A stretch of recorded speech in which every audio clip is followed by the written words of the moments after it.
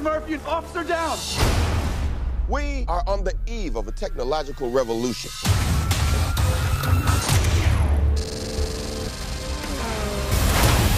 Dead or alive, you're coming with me. I saw the movie last night. I really enjoyed it. Good. A I'm lot. so excited. A lot. I saw it with my husband too, and he goes, "This is really good." And he was a fan of, you know, he's like a guy's guy, so of course. He doesn't usually come with me to screenings, but he's like, I'm coming to this one. See, this is what I love. It's like there's something for the babes and there's something for the guys. Right?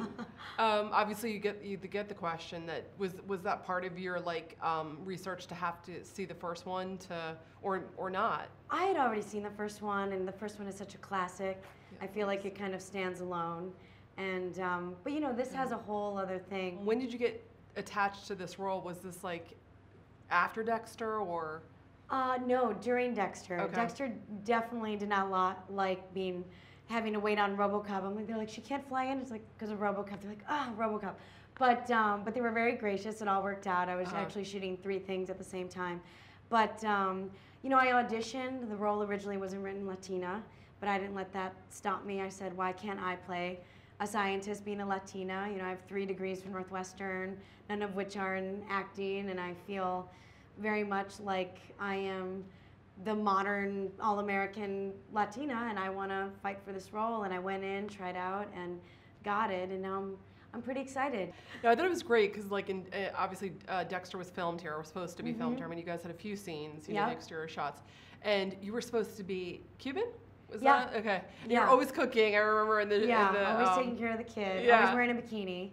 No bikinis in Robocop.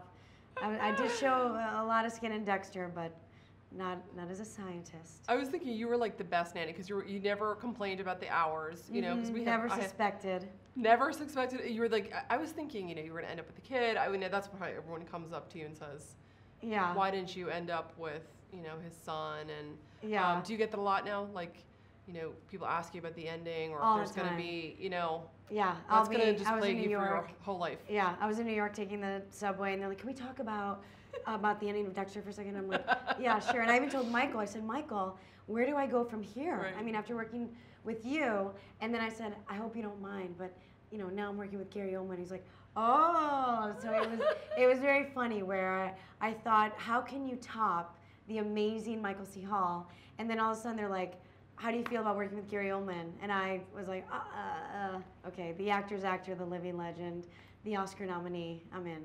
I remember at one point I was in between Michael Keaton and Gary Oldman, and I thought, oh my God, I'm in between Batman and the Commissioner. I was just stoked. I totally geeked out. Michael Keaton, I hadn't seen him in a while, and I was thinking he's like so, I just see he's like kind of a ham, you know? Absolutely, he is such a movie star. Yeah. Michael Keaton can make anything funny and charming. He is so charming. I said, you know what, Michael? I hope you use your charm for good. I really do. Because no one is going to say no to you, and you are so charming. And he really is. He has this effervescence about him. I mean, he is a true movie star.